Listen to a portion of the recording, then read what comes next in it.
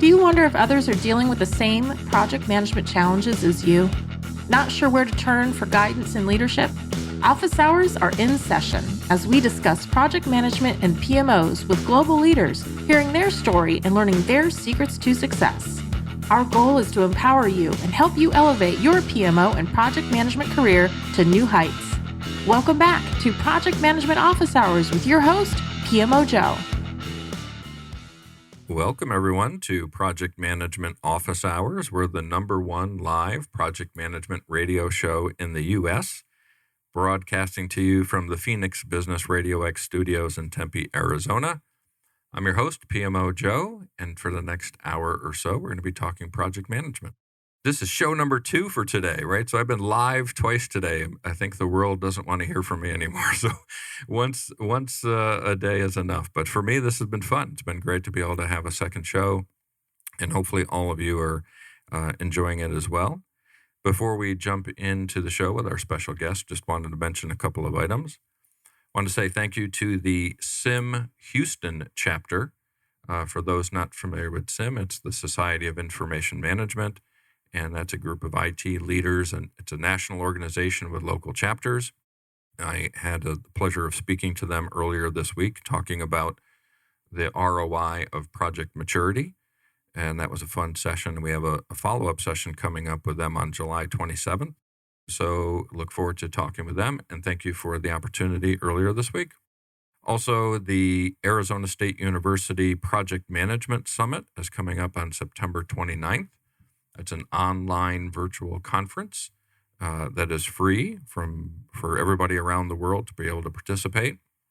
Registration opened yesterday, and I think there was almost 100 people who registered on day one. So I think it's going to be a big event, well attended, and there's a great lineup of speakers, some of which have been guests on our show previously. So Lee Lambert will be speaking there, Elizabeth Herron, Billy Mwape, and a bunch of others. So please go out and check that out.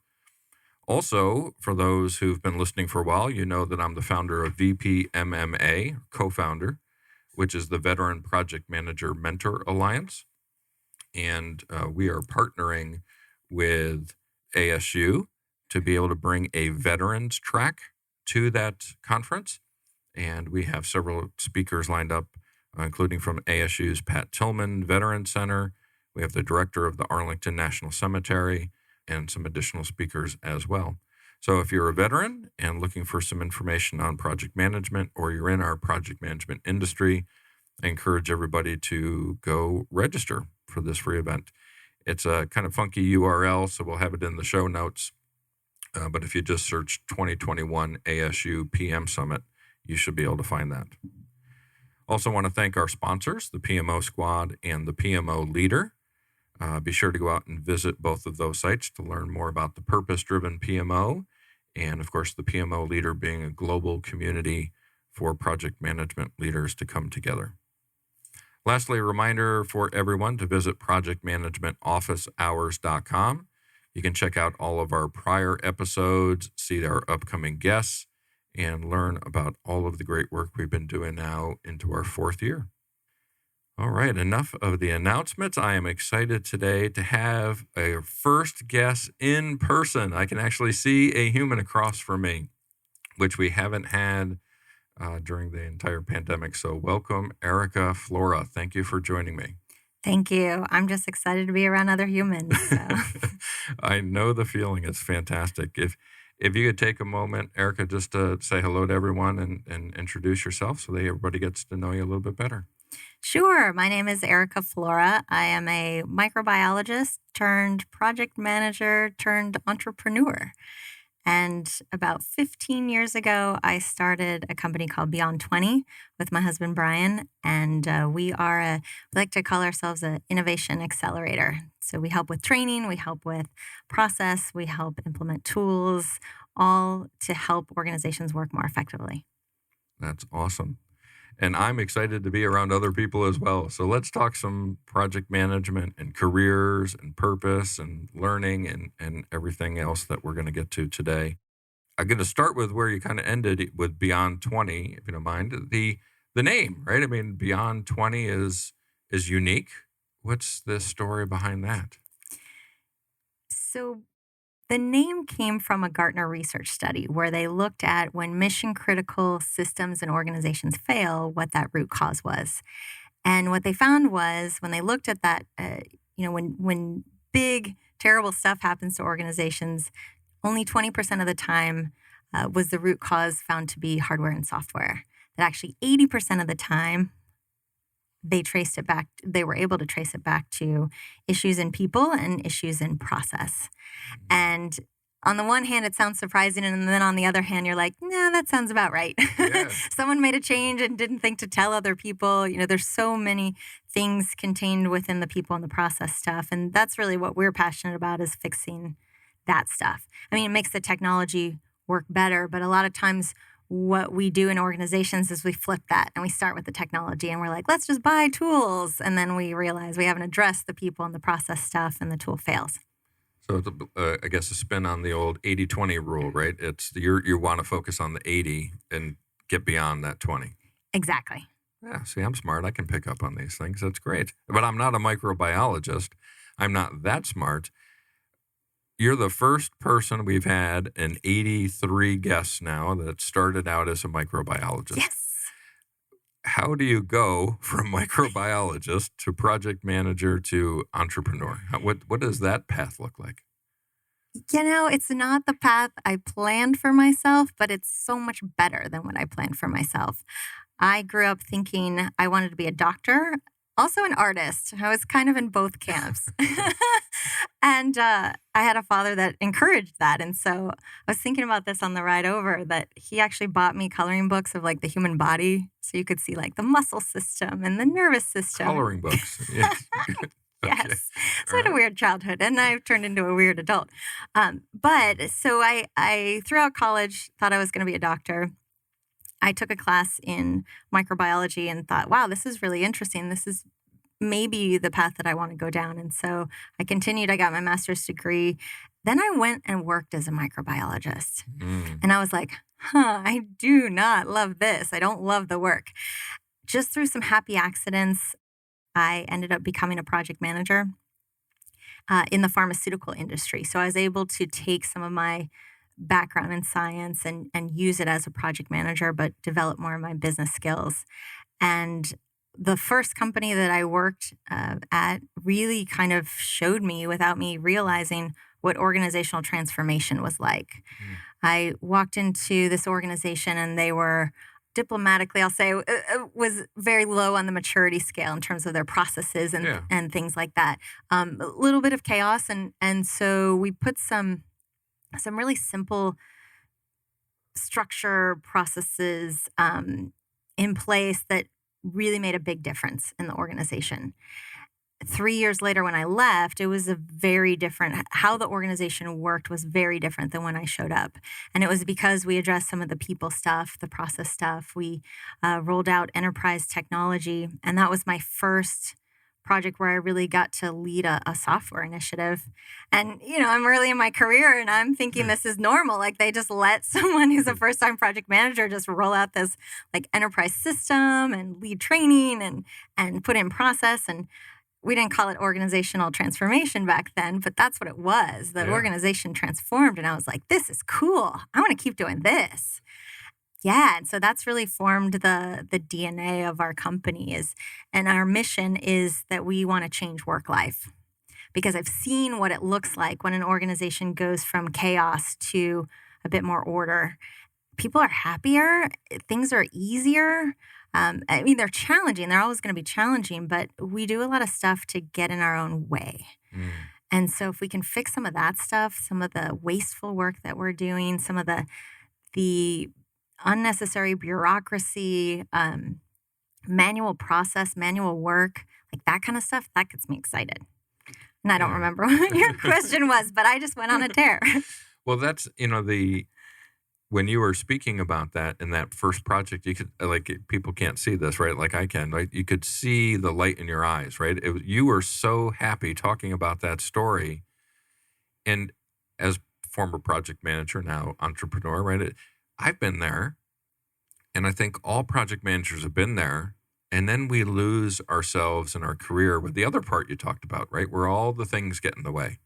And project management becomes the bureaucracy and the overhead. But really what it is we change the world, right? Every building that's built is a project. Every road that's built is a project. Everything out there is in some way connected to a project. And we project managers get to do this really cool stuff, but we get lost in the noise. As you went through your career, you probably, not every project was as exciting and the same. How did you deal with that, right? How did that, the low moments keep going? Did you think back to the high moments? I mean, how do you do that, right? How does it, a lot of project managers listening in are probably right now going, yeah, I had that great project. And then after that, every one of them, not so much. So I think part of this is my own mindset. I'm a glass half full person. And so I don't necessarily see these other projects that maybe weren't as successful as failures. I looked at them as learning moments, and I'm always on this quest to how can we make this great. Early on in my career, I read a book by Tom Peters called Project 50, and he was saying that you can take any project, the most boring, destined for failure project, and you can make it great. You just have to figure out how to do that. I listened to a video the other day by, I think it's Cy Wakefield. I'll have to send you the link to include in the show notes. But her video was so enlightening to me because she said a lot of times we complain. And I do this myself. I don't have enough money. I don't have enough time. I don't have enough resources. If only leadership would listen to me. We make up all these excuses for why things aren't going to be successful instead of saying, here's my reality. How do I make sure we are successful in this dysfunctional reality? Because no matter what company I work with, including our own company, there's dysfunction. There's things you'd love to fix. There's never enough time and money and people, but you figure out, okay, how do we rise above that? We have to rise above that because we're doing work that's so important. We're building bridges. We're rolling out technology. Whatever that is, how do we make that successful? Is that helpful? Yeah, it makes sense. And I'm with you. I used to be a glass half full person, but now I'm a glass full person, right? But half of the liquid and the other half's air. So the glass is always full, right? I like it. I heard that one day and I was like, man, that was great. I'm gonna stick with that because I was always, right, I'm always the optimist. I think there's always something good that can come from the bad as well. But then that was the water and the air. It's the cup always full. Right? It's just how do we choose to work with it? So it's great to hear you think similar, right? With that same mindset. But we're both business owners as well, right? And there's some different responsibilities as an owner compared to being just a project manager, right? And we have to help develop other leaders, right? I mean, part of our job now as a leader is to develop leaders. So how have you done that, right? And I'm always intrigued to hear someone else mention because I'm like, I compare notes like, oh, I didn't do that, or that works for me as well. What's been your secret and what's your journey like with that? It's definitely been a journey, and I've gotten better at it over time. Even my first role as a project manager, I saw myself as a mentor to others. We had several bright students as interns working on our project, and my very first project was a software project, and I took engineers that had no idea about this software and turned them into master schedulers. They helped me roll out, at the time, this was a project server, Microsoft project, enterprise-wide implementation that we did. And these interns that were still in college got so good at it that they were on par with any project manager I've ever seen. So I think really taking the time to show people what you know, helping them figure out what they really like is so important, and giving them opportunities to develop whatever it is that lights them up as well. I don't know that I've been consistently good at that, but leadership I found is a skill. And with any skill, it requires research, it requires practice more than anything. Yeah. And to me, that was enlightening. You're not just born a great leader or you're not going to be a good leader. You can be a great leader, but it's the people that put the time in. Yeah, that makes sense. And And I would say, I think some people are born, like some people just are singers and some people are guitar players and some people are athletes. I think some people are born leaders, but not all of us, right? I mean, a lot of us have to work at that and learn how to be a great leader. And I think, servant leadership and other things I've been studying recently have helped me get better. I didn't have that to begin with. So it's good to hear that you say, hey, it's a journey, right? Because you're not yes or no. It's how do you get to where you're at and where are you going next, right? I mean, that's the journey component of this. Part of that journey for you is, you mentioned that, as an adult, maybe you are not the traditionalist. You are an improv comedy person as well, right? Is this true? This is true. Yes. So all right, so I'm getting confused, right? Because all the stereotypes are getting blown away. Microbiologist and comedy person aren't supposed to be going hand in hand with project management and entrepreneur in the middle of that. How does that all happen, right? How do you get to improv comedy? I got to improv comedy actually because I had a fear of public speaking. And that actually happened here in Phoenix. When I was working as a project manager, I was so shy. I was okay talking with people one-on-one, but if I had to stand up and talk to a group, I would get so nervous, painfully nervous. My face would turn red. I'd start sweating. It was horrible. I had kind of said, it's not a big deal. I can manage it. And then there was one time where I stood up in front of a group of people, my peers, people that I worked for. Actually, the CEO of the company was there. And I stood up and said my name. I was so nervous. I said my name. I was supposed to just give an introduction for myself, say who I am, what I do. And I stood up and I said, I'm Erika.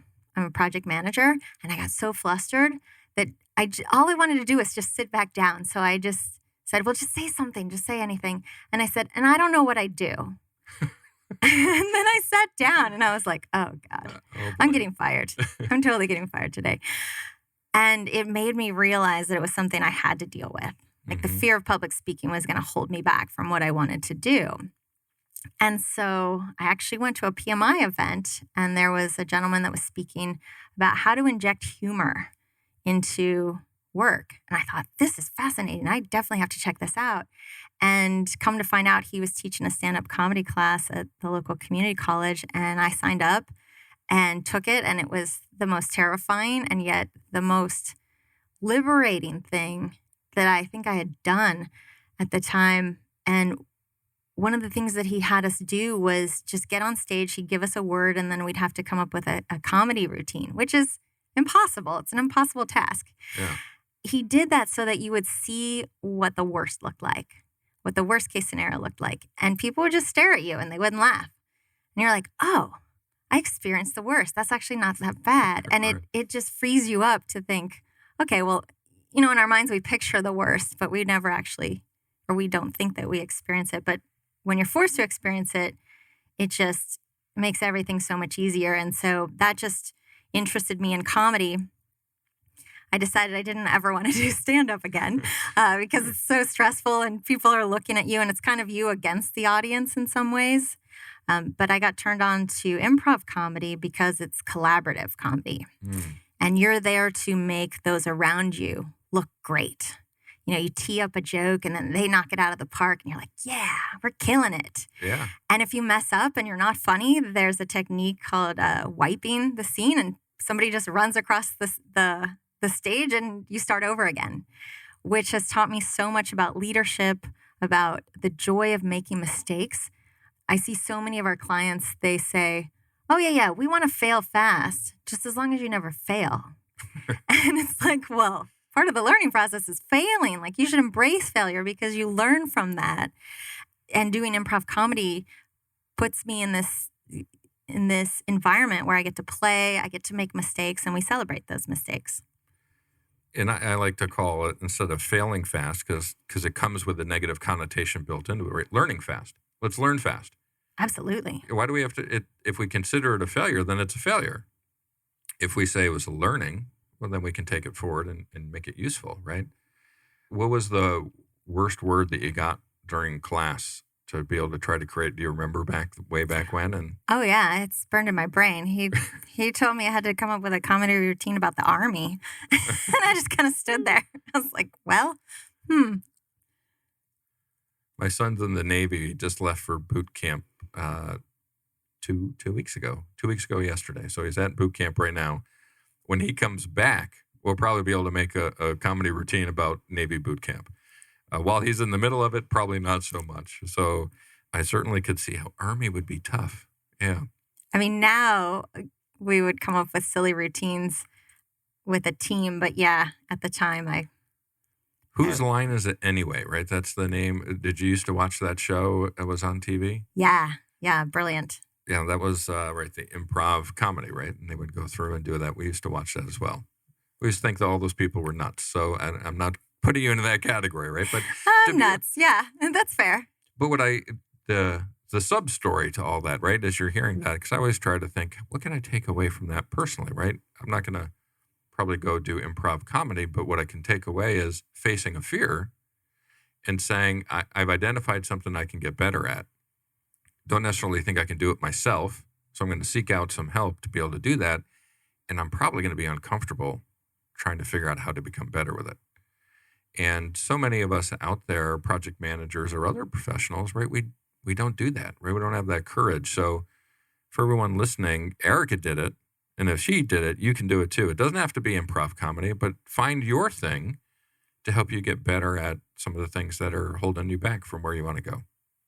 Yeah, this can be anything. Leadership, I think, as you learn to be a better leader, there's a discomfort there. And there should be a discomfort there because you're learning, you're failing. And it's part of the process of strengthening your skills, really. You can't get good at anything without going through some discomfort. Even if that discomfort is, I want to learn more about different techniques I can use as a project manager. There's so many tools and techniques that are out there that you can learn about that are so helpful, technologies. I've found a lot of success in my career just because I've thrown myself into opportunities around me and I've forced myself to learn new things. I think our industry is changing so much that we have to learn new things to be relevant and to have a good and successful career. It's just part of the process. Yeah. So how do you bring that improv personality and humor and joy into Beyond20, right? Do you bring that in? Do you translate? Is that within your company culture as well? Yeah, I really try to. I really try to just be real with people. We also do difficult and challenging work, and we're solving hard problems for customers. And if you don't take time to laugh and joke and bring some levity to the situation, it makes for a really boring experience. It makes for a really, you get worn down a lot more easily if there isn't some levity. We like to say we take our work seriously, but we don't take ourselves seriously. It's having the ability to play and laugh and just inject some humor builds trust amongst teams. It builds trust with our customers. It's awesome. I think the biggest lesson that I've learned in doing improv comedy is that it teaches you to really listen. Because when you're on a stage with other teammates and they say something like, "Hey, PMO Joe," and I completely am not listening and I go, "What was his name? I have no idea." It doesn't make for a funny scene. Right. Or, right? You're like, "Hey, you." Or if someone says, "Yeah, we're on the moon," and you're like, "No, we're not. We're doing something else." Like, that's not helping your teammate, and that's not exploring the comedy that is potentially there. Yeah, that makes sense. Some companies where we've gone in to help them work, whenever they close a new deal, they ring a bell, right? It's like their thing. It's like, "Hey, we ring a bell. We just won new business." Beyond20, do you do anything like that? Do you ring a bell when you close a new deal? Man, I would love to have a gong in the office. Nobody's in the office right now. We're all working remotely. I just thought of something. So I have a puppet of myself. a whole another long story. And so, Well, we've got an hour. so sometimes we'll break out the puppets. Yeah. There was something else that made me think this. Oh, yes. I heard this great piece of advice that you should always have champagne on hand, like a bottle of champagne in an organization, because there's going to be champagne moments. And you want to be able to open up the bottle of champagne, share it with everyone. I mean, maybe not one bottle for everybody, but you have enough that people can have a glass of champagne and really stop and celebrate what they've achieved. A lot of times we have these successes, and then we're just so darn busy that we move on to the next thing, and we don't stop and say, wow, we did an amazing job. Let's really celebrate this. Even if it's a 10-minute celebration, let's do that. It's so important to help us recharge and take on the next thing. Yeah, in the PMO squad, I'm a big AC/DC fan. So whenever we close a deal, we play Thunderstruck, right? That's again, it's that levity moment, right? It's because when you hear Thunderstruck, you want to like walk out on stage, right? And you want to let everybody know that we just conquered the world. So, but I love that champagne moment, right? That's note to self, champagne. But we're the same as you. No one's in an office right now. So I'm going to tell everybody in the company, let's go get some champagne. And when we have a champagne moment, we can all toast together. That's a great idea. Yeah. In fact, we won a large government contract at the end of last year. And the people that were most heavily involved in writing the response, we actually couriered a bottle of champagne to their house. Oh, nice. And did like a virtual kind of toast. That's fantastic. So improv, right? Getting company culture built the way that it kind of fits around who you are and the type of company you want to be. But people are still people, right? And we have to think of them that way and not as employees, and we value them and courier them champagne when they do something well, which is great. But how do we, as companies, what we find is too often the process and the technology comes before the people, right? How do we, as leaders, flip that script and put people first? How have you guys been able to do that? There's a lot of different ways you can do that. For us, I can tell you some of the things that have worked really well. So a lot of companies will do something called an NPS score, a Net Promoter Score, to see what their customers think of them, survey their customers. We actually do that internally on a quarterly basis and say, what are the things we need to be improving as an organization? We also will meet weekly, all of our individual teams, and say, okay, what's working, what's not working, what do we need to do better, and really spend the time up front before we go down the road of buying a tool. We've made the same mistake as all of our customers, where you buy the tool thinking it's going to fix everything, but you don't take the time to map out, well, how do we want to work as an organization? Are there places where we're doing something that doesn't make any sort of sense? And let's take the time before we implement this new tool to get that all figured out. Otherwise, and I've seen this happen way more times than I like, you buy a tool, you spend a ton of money, you spend a lot of resources trying to implement this tool, and then you now implement this tool that didn't fix anything, didn't fix how you worked. And so then I invariably start hearing people go, oh man, I liked our old tool. Right. Why did we get this new one? This is terrible.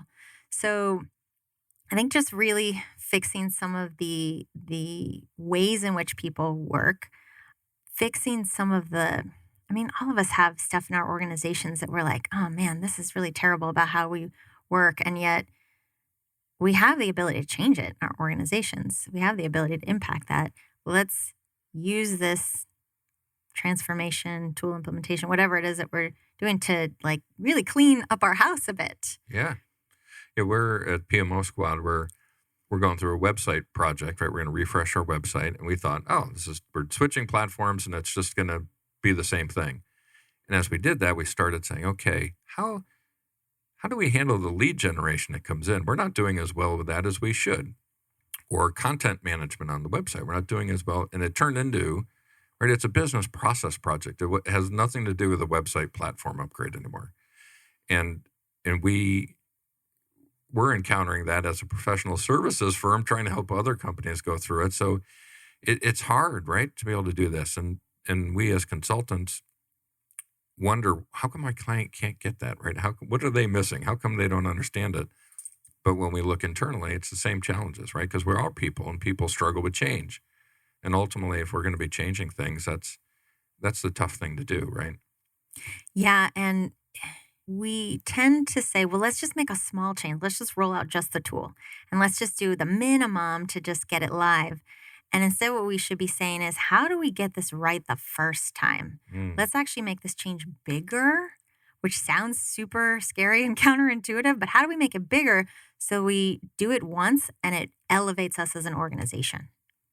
Well, and that becomes easier when we know the why, right? What's the purpose of our organization? Excuse me. We had just had a second show. That's why my voice is getting a little hoarse, right? We had Antonio Nieto Rodriguez on earlier today, and he had talked a good portion about purpose and understanding not just why we're doing projects, but why does our organization exist? And when we start doing those wholesale changes, like you were just mentioning, if we can attach it to the why, they're a lot more successful, right? We have a better chance of success with that. So how have you been able to help organizations or your own organization really figure out why, what's your purpose and why? So for us as a team, our leadership team actually got together and had a conversation over the course of a couple of hours.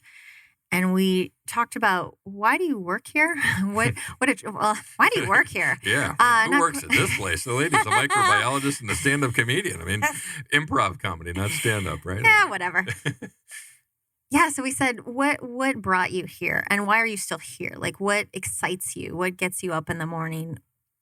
Like, describe for me, like, your best day. What does that look like? And we all had really similar stories. And it's all about, the theme that they had was all the same, even though the stories were a little bit different. So one might have been, we helped train an organization's staff so that they were all speaking the same language and had a lot of aha moments and were able to have deeper, more meaningful conversations together. Or there was one project I remember, we helped automate how they managed change. And it went from taking this poor woman who was the change manager. I think she was spending like 8 hours a week on this one like manual task every week. And we automated it for her. And I think it took her like 5 minutes every week. Like, that changed her whole life at work. Yeah. And we've had all sorts of stories like that. And as we started talking, luckily we had our marketing director in the room. And she was like, the theme here is that we change work life. And I was like, dang, I'm glad you're here. So a lot of times as leaders and project managers too, we tell people, here, do this, but we don't explain the why. Mm-hmm. And so that's been one of the things that I've really had to work on as a leader, is not just say, here's what I need, but here's why I need it. And in fact, take out the how to do it. Mm-hmm. I think that's something that is worth practicing. Don't say, okay, well, I want you to do this, and here's exactly how I want you to write it, and here's exactly, all the details. Here's the technology I want you to use. Instead, say, here's the intent. Here's what I want to be able to do. Go make it happen. And that unleashes people's creativity. And then they just go, oh, cool, I get to design this. And I've seen where I've given intent to folks around me, and they come back with way more creative ideas than I would. Yeah, children are awesome with that, right? I mean, because children haven't been programmed yet to figure out how to do things, right? So if you say, go clean your room, they're going to come up with their own way of doing it, right? Or go vacuum the pool, or go do something, go play, right? Look, how am I going to do that? I don't know, just go play, right? And they figure that out. We lose that as adults, right? We lose that because we want to own it, right? We want to be able to say, go play, and here's how you're going to play. You're going to play X and Y, and you're going to do these things, and here's the things you're going to play with. And we lose that child. We had a guest on, I guess probably about 2 years ago now, and he talked about play as adults and how we can all benefit from that. We've lost that as children. But as you were talking, right, I was thinking about this, the why and all these things. And there was one story, we had a client, and we went into the IT department. We were helping them with the PMO, and I interviewed all 30 people in our IT department, and I said, "Why does your company exist?" And they all said, or why does your department exist within the company, rather? And they said, "No, we're here to make sure the technology's right and that we're secure and that we're doing everything we need to with the software and the hardware." Paraphrasing. And then I went and talked to their leadership team and asked them the same question. I said, "Well, why does your company exist?" And they provide homes as rentals, with a large percent of the audience would be people who are single mothers who may be coming out of abusive families. So it was they were providing safety to people who never had it before in their lives. And I said, "Do you know none of your people in your IT department think that's what you do as a company?" There's a complete disconnect. So every one of your projects they're doing to provide a technology solution, not knowing that they're enabling battered women to have an opportunity to live a safe life. And they went back and they changed all of their metrics in their organization. Instead of how many sales did we make or how many technology uptime we had, it was how many lives did we save today? How many children were brought home safely from work today, right? Everything tied to purpose, and people didn't care if they stayed an hour late that day. They didn't care if they had to come in and work on the weekend because they were doing it for a better purpose than what they originally had thought. And we lose that in the organizations we work today, right? We're so focused on how we do things. I loved what you said when you said, forget the how. Don't even bring that in there. People will figure that out, right? Just let them know why we're doing this and watch them, right? At PMO Squad, our tagline is empower people to deliver results, right? You're empowered. You go do it. I don't need to tell you how anymore. So it was insightful. Thanks for sharing that with me. Yeah, and that story is powerful. And I just jotted down, I was like, man, we need to be talking on a daily basis. How have we changed work life? And we do, but I don't think we do it enough. Well, it gets back into, what becomes familiar, we don't talk about anymore, right? And what makes us impactful usually is what's familiar, but we make that disconnect, right? We disassociate those two, and we need to keep them together. I mean, I struggle with that as well. I mean, I think we all do. But I think this goes back to a little bit what you said, what you learned from improv. The number one thing you learned was listening, right? How can we get better at that? How can we take that and then translate that into some sort of benefit for us as individuals or our teams? One of the activities I like to do with teams, with customers, where we're working on leadership skills and things like that, there's a game called Listen to the Last Word. Listen down to the last word. And so you go around the room and somebody will say a statement like, "I'm having a great day." And then the next person, their sentence has to start with day. So and it doesn't even need to make sense. So day is today or whatever. But what it does is it forces you to listen to that very last word because you need that last word to start your part. What we end up doing instead is we'll listen to like 75% of what the person's saying. And then we're like, yeah. I know where this is going. But sometimes that last 25% is magic. And so that's one that I try to practice with myself, is just really intently listening to the person that's talking. There's innovation in there. If you're talking with your team, there's ideas, there's all sorts of cool stuff that can come out of just really paying your full attention, listening to that person. The other big thing you learn in improv, it's like you probably learn on day one, is to say yes and. Say, yes, I hear you, and I'm going to add more to the story. Like if I said we're on the moon, yes, and these suits are really tight or whatever. You take that information, you don't disagree with it, and then you add more to the story to kind of build out the world.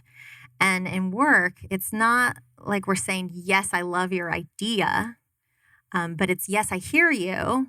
Let's figure out if this could work, because sometimes we say no to, I don't know if it's how we're wired as humans, but we go, okay, Joe, yeah, that's not going to work. We tried it 2 weeks ago or 2 years ago. And instead of really listening to the idea and saying, maybe it could work, let's maybe put some other pieces together. Let's at least have a conversation about it instead of just saying, no, it's not going to work. Yeah, I think back to really early in my career, might have been one of my first jobs. There was an executive, his name was Terry Norris, and we thought, the lower level employees thought this guy was just nuts. He was weird because you would talk with him and it would be about a 30-second pause before he'd begin speaking. We're like, what in the world is this guy doing? Literally, every time you would talk to him, every sentence, every encounter, everything. So we always just thought he was odd.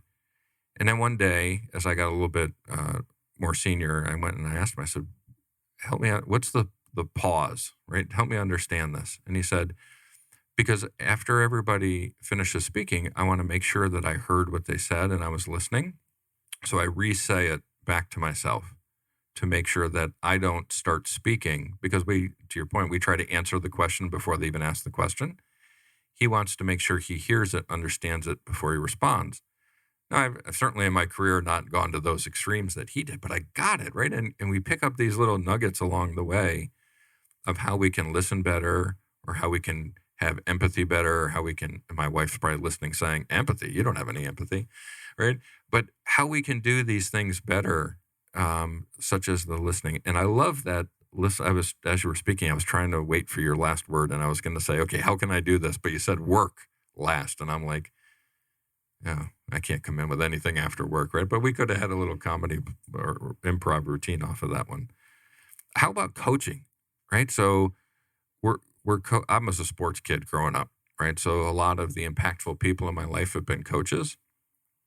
And I have a lot of mentors still as a professional, just because I'm used to being coached. I'm used to having people around me.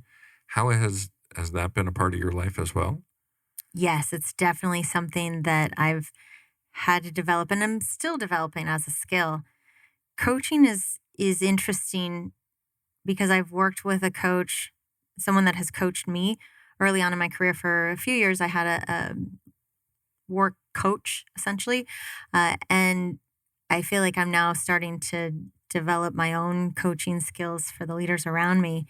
And it's been an interesting journey because I am someone that's come up through the technical ranks. I'm used to knowing how to do things and having the answers. Mm-hmm. And as a coach, you don't. You ask great questions, you get other people to think, but you get other folks to figure it out themselves. When you don't do that as a leader, then you end up being the one that everybody has to come to. And then it makes your life miserable because you're busy all the time. And it makes everybody else's life miserable because they're not making their own decisions. They're just going, I'm just going to go to Joe. He knows what to do. Yeah. Versus empowering people. And I'm to a stage now where I actually really like it. Instead of just giving an answer, I'll ask a question. Well, what do you think? How would you solve this? What have you tried? What do you think is the next step? And that's really what helps build other leaders. You don't want other dependents on you. Yeah. Yeah. And I didn't start out to be a host of a podcast radio show, right? Wasn't in the plan, kind of, as you mentioned earlier, right? Wasn't my plan. But it's helped me sit in front of other leaders, whether in person like we're doing today or globally on a Zoom call, and get mentoring, right? And to be able to say, this is a public session for everybody in the world to listen to of what I would ask this person if we were together privately. We were just chatting, right? And they're getting an inside secret to their own coaching session, because I feel as if this is my own coaching session, right? I'm here interacting with you or Antonio on the show before me, and Lee Lambert, and all these great people we've had a great opportunity to talk to be able to take coaching and be embracing of it, not just as the coach, but as a receiver. As we elevate and become leaders, we can still be coached, right? And we can get coaching to learn and grow. So for all of our folks listening, if you're a PM or you're a PMO director or just starting your career, or a microbiologist trying to figure out what you want to do next, know that listening, asking questions, having the courage to be able to take chances on things that you weren't so sure about, all of those things are development type of items that can really help us in our career and take us in a path that maybe we didn't know we were going. I don't mind public speaking. I get up, I talk, it's no big deal. So that part of the radio show is easy for me. But I don't know anything about other cultures and other people. And I've kind of been a sheltered American sitting here in the little homes I grew up in, the states I've lived. But we've talked to people all over the world and been exposed to different things that we never would. So I think that's such a powerful lesson, again, that you're saying here that maybe isn't obvious to the person. It's dig deeper, right? Find more than what's really there on the surface. Absolutely.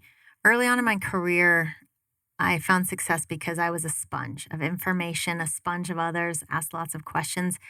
And I feel like my career has turned a bit of a corner, and now I'm still a sponge, but I'm a generous sponge. Hmm. So I'm trying to figure out, okay, how do I share everything that I've learned with all the other younger sponges around me that are looking to learn and be and do great things?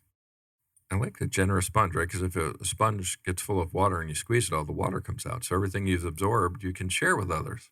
Oh, yeah. I think it's your duty to share those things because there's people coming up the ranks that don't know what you know, that can learn from your stories and your mistakes. And that's a really cool thing.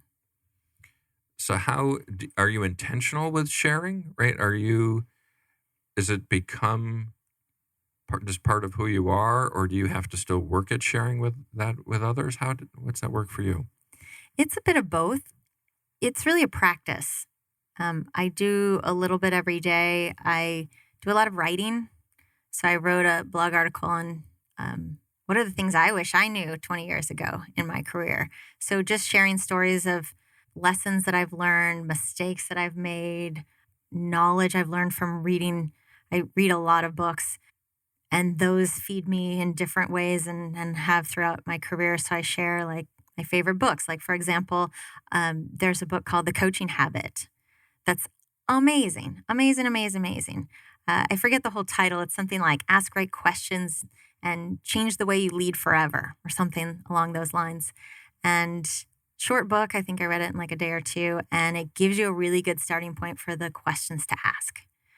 So I found that if you can't learn, and you will learn from the folks around you, hopefully, but books and podcasts and articles and things like that have fed me, and that's why I do things like this. I share my knowledge and try to do it pretty consistently. So you've had a journey, right? We talked about this as a journey. What wisdom, right, do you think going back to sharing, right? So share some wisdom with listeners, maybe junior people, right, who are at the beginning of their journey. You didn't picture yourself where you are today. I certainly didn't picture myself where I am today. But what message would you share, right? What's the wisdom that you can share with people about that journey and being comfortable with just following it to see where you end up? For me, it's realizing that my career isn't going to take the path and hasn't taken the path that I planned, and that's okay. Your project never takes the path that you plan, and that's great, and that's okay. It's really more about being open to that journey, seeing an opportunity in front of you and jumping in with both feet, learning about something that makes you uncomfortable but will build your skills, and just having a curious mind. Not being so worried about, am I saying something interesting, but am I interested? Am I interested in the things around me? If you remain interested, that's going to serve you really, really well. Yeah, that's a good one. I like that. Remaining interested and not being interesting. I love that. All right, Beyond20, give some insight to this as well. So company, and the reason I'm asking this is I put a LinkedIn post out last night about just what does success look to me now, maybe compared to what I thought it looked like earlier in my career, what I thought what success would be. So I'm assuming you feel you're successful right now. You've got your company, you're an entrepreneur, and you're doing well. But is Beyond20 what you use to measure your success, or is there other things that you, as a leader, say, no, I reflect on my career and I think now I think I'm successful now. What is that like for you? I don't know that I would say that to myself because, like, yes, we've had success, but we're still on that path. Like, it's like saying I've gotten to the top of the mountain. I'm still on that climb up the mountain. Mm-hmm. And for me, I find joy by doing meaningful work, helping customers be better tomorrow than they were yesterday. Learning, I'm constantly learning new things. I'm constantly trying new things I've never tried before, which is really, it can be scary, but it's really, really cool. And for me, just learning lights me up. I think that's really fun. But yeah, I don't know that I will ever say yes. We have success. We are successful because then that's when you get complacent and you think, oh, I've achieved it all. I've done it all. In fact, the folks that don't like working at Beyond 20 are the ones that think that they've learned it all and they're gonna tell all the rest of us how to do it. Yeah. What our company is full of are of people that are like, I don't know it all, and that's okay, but I'm going to try it. I'm going to fail. I'm going to learn from it. I'm going to learn from the wisdom around me, and I'm going to be part of this team, and we're going to do really cool things, and we're going to do new things tomorrow that we've never tried today. In fact, when I look back, even just in the last year, we're still doing projects we've never done before, and to me, that is so cool. Like, we're doing a lot of data science work, data governance, that is just bananas cool. We're moving into new spaces like the federal government, and there's just always something new around the corner. So, yeah.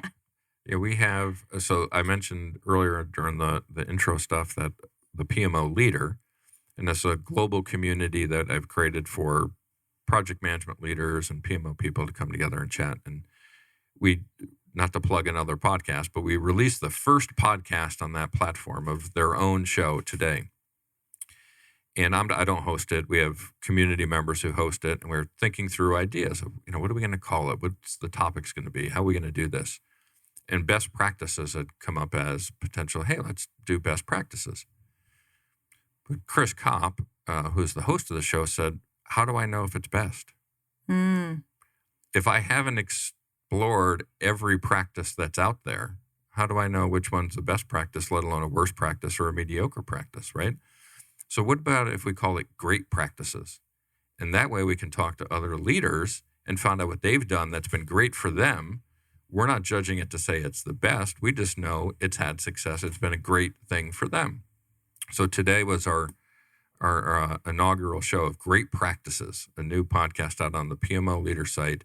And they talked with a gentleman, Joe Pusz, out of Atlanta, about dashboards and reports, right? So it's a great practice. So, and to hear you talk through that discussion about at Beyond 20 about how you're willing to go beyond, right? You haven't settled on this is our best practice, right? You're willing to innovate and explore and take on new challenges.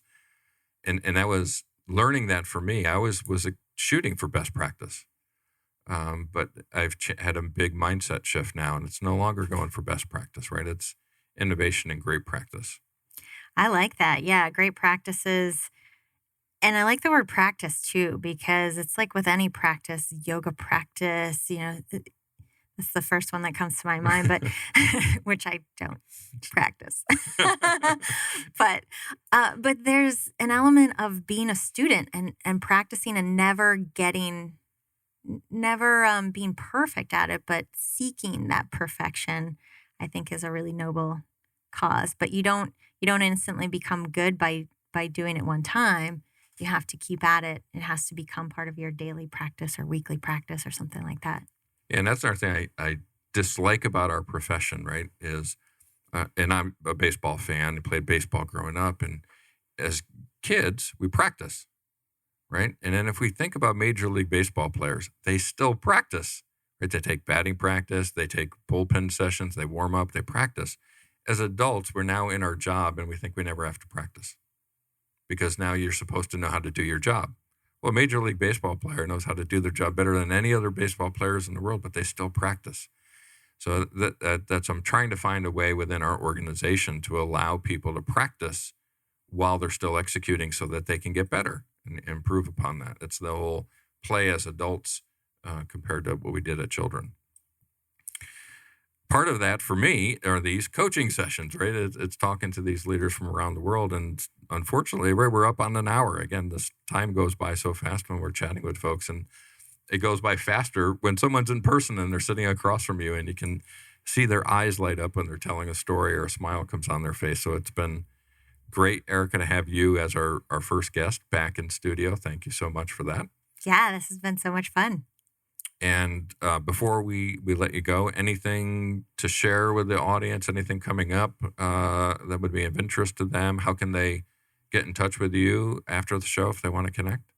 Absolutely. Yeah, you can just go to our website. It's beyond20.com. So it's the word beyond and then the number 20.com.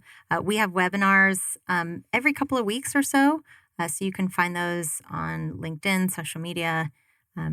We really, as a company, really like to share our knowledge. They're all free. They're all on a variety of different topics. Everything from, ITIL and IT service management, so how to better serve your customers if you're in a technology organization, to really technical things like site reliability engineering, to agile project management, to DevOps. I mean, you name it. And we've got a ton of resources on our YouTube channel as well. I think we've got over 1,000 videos on our YouTube channel, Wow. just like knowledge sharing, how to do things. So that's kind of become part of the culture of our organization, is just knowledge sharing. And then we have a second book actually, that's coming out on September 1st. It's a pocket guide for, I mentioned ITIL. It's called ITIL for Leader, and it's all around digital and IT strategy. So myself and then 9 other authors around the world contributed to this great practice. Yeah. Book. And so the first book came out almost a year ago. It's a larger book. You can buy it on Amazon. And then what's coming out on September 1st is like a pocket study guide, because there's a whole certification exam that you can take around digital and IT strategy. So it's meant to fit in your pocket and take with you where you go. So we're pretty excited about that. I served as lead editor and one of the authors on that. And that was just a cool learning experience, writing a book of that size, because it's this international standard. So yeah, really unique kind of project. So microbiologist, project manager, improv comedy, entrepreneurship, and author and editor. Yes. Add them to the mix as well, right? Yes. Nice. I love it. Well, thank you so much, Erika, for joining us. It's great to be back with a person in Woo! studio. This is great. And again, thank you for sharing your journey with us and everything about your career. Obviously, go out and visit beyond20.com to learn more about the company and to connect with what they're doing. And certainly thanks again to all of our listeners, right? If we don't get people listening, then we stop doing the show because there'll be no interest. So be sure to go out and visit projectmanagementofficehours.com to check out all of our prior shows and all of our upcoming guests. We've got an amazing lineup. Our next show will be in August with Karsten Lay, who'll be joining us from Vietnam. Then we have Americo Pinto from Brazil. Tim Creasy from ProSci will be joining us. Portugal will bring us Marissa Silva and Ricardo Vargas. And then we've got a bunch more in the last quarter of the year as well. So reminder, although these shows are live, we do also record them and release them as a podcast. So please subscribe to Project Management Office Hours on Apple Podcast, iHeartRadio, Spotify, Spreaker, whatever your podcast platform of choice is. And finally, thank you to our sponsors, the PMO Squad and the PMO Leader. Please take a moment to go out and visit their websites to learn more about what they have to offer. That's it for now. Office hours are closed. Until next time, I'm PMO Joe, and you've been listening to Project Management Office Hours. Thanks for listening to another episode of Project Management Office Hours with PMO Joe. You're not alone in your project management journey. We're here to help you achieve your goals. Subscribe to Project Management Office Hours on your favorite podcast platform to catch all of our episodes and hear industry leaders share their story and secrets to success.